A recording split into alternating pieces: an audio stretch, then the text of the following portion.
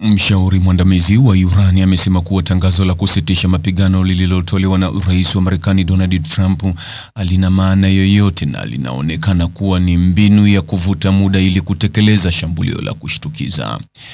Mahdi Mohammadi, ambaye ni mshauri wa spika wa bunge la Iran Mohammad Bagheri Khalibaf, aliandika kwenye mtandao wa X kwa lugha ya Kiajemi kwamba kuendelea kwa kile alichokiita hali ya kuzingirwa inayofanywa na Trump hakutofautiani na mashambulizi ya mabomu na kunapaswa kujibiwa kijeshi.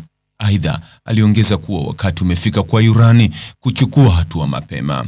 Wakati huo huo, jeshi la wanamaji la Marekani limekuwa likizuia eneo la mlango bahari wa Hormuz na wanajeshi wake walivamia meli ya mizigo iliyokuwa na bendera ya Iran siku ya Jumapili iliyopita. Hii inakuja baada ya Iran kufunga kwa muda njia hiyo muhimu ya usafirishaji wa mafuta duniani kwa wiki kadhaa sasa. Wakati hayo yakichomoza, msemaji wa Wizara ya Mambo ya Nje ya Iran, Ismail Baqai, ameikosoa Marekani kwa kutokuwa thabiti na kwa kukosa nia njema katika mazungumzo, akisema Tehran bado haijaamua kama itashiriki duru mpya ya mazungumzo yanayopatanishwa na Pakistan huko mjini Islamabad. Katika mahojiano na shirika la utangazaji la Uingereza BBC, Baqai alisema Iran iliingia katika duru ya kwanza ya mazungumzo kwa umakini na nia njema, lakini aliishambulia Washington kwa kubadilisha mara kwa mara misimamo yake, kuendelea na mzingiro wa baharini na kuchukua hatua za uhasama zinazodhoofisha mchakato wa kidiplomasia.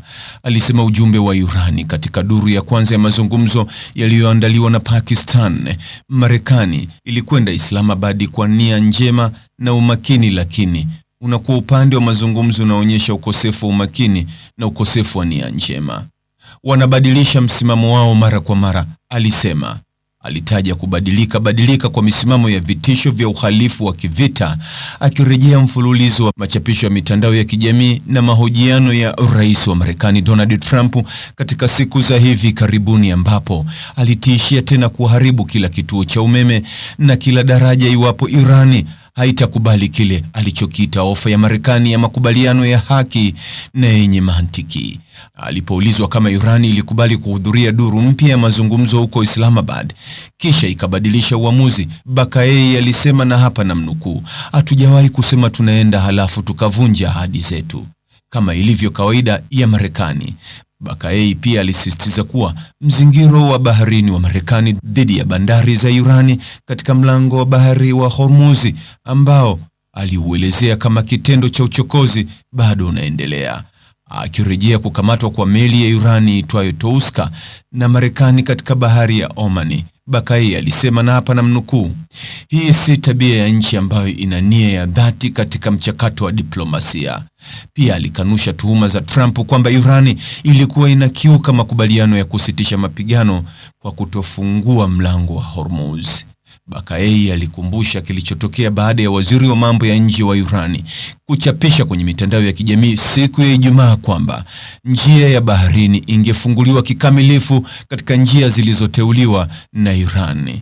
Rais Trump mara moja alisema asante Iran, kisha saa moja baadaye akasema ataendelea na mzingiro wake, alisema msemaji huyo wa Iran. "Tumeweka wazi kwamba ikiwa tutafikia hitimisho kuwa kwenda Islamabad ni kwa manufaa ya taifa letu, tutaenda huko, lakini kwa sasa uamuzi bado haujafanywa," Baqai aliliambia BBC, mwisho wa kumnukuu. Mtazamaji, ni yapi maoni yako kuhusiana na taarifa hii? Andika maoni yako katika sehemu ya ujumbe hapo chini. Like na subscribe pia ili uwe wa kwanza kupata habari wa chungu tele. Hii ni Focus News. Jina langu ni Deo Kaji Makomba.